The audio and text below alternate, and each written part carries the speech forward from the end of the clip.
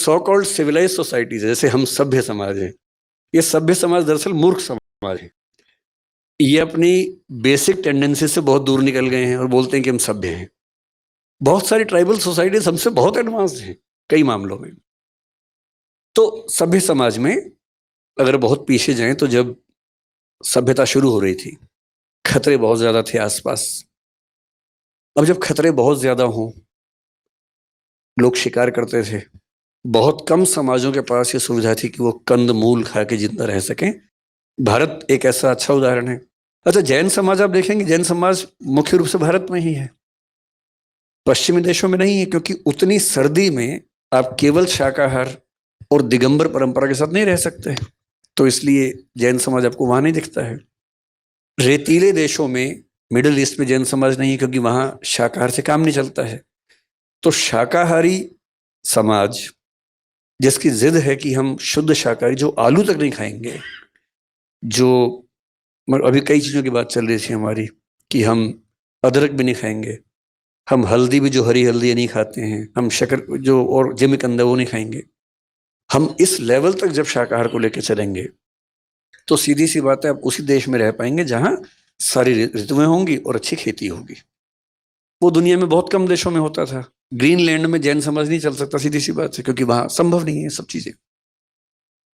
तो अधिकांश समाजों में पुरुषों ने शिकार किया जिंदा रहने के लिए।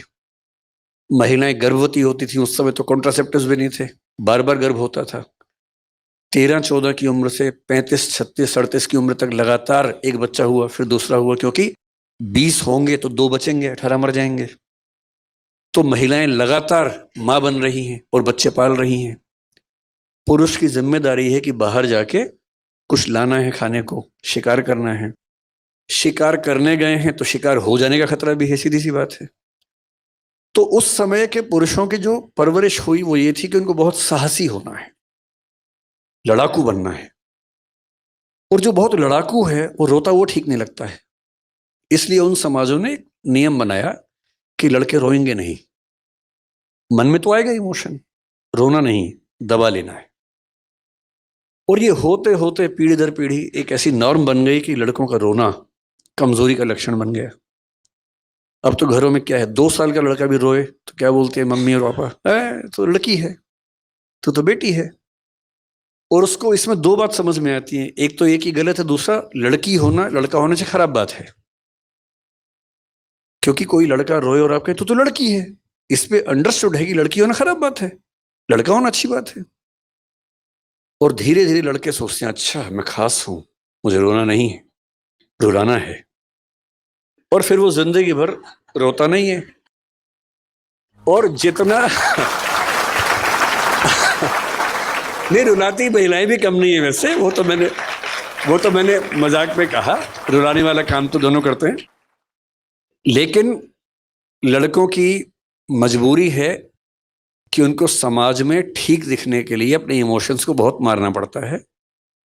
अब जैसे समाज में इसकी जरूरत नहीं है, अब कौन सा भाला लेके शिकार करने जा रहे हैं, अब तो पुलिस है, सेना है, सब चीजें हैं।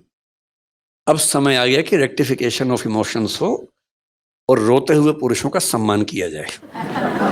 अब आपको फिर हंसी आ गई, देखिए इस बात पर। जब तक ये हंसी आती रहेगी मामला ठीक नहीं होगा।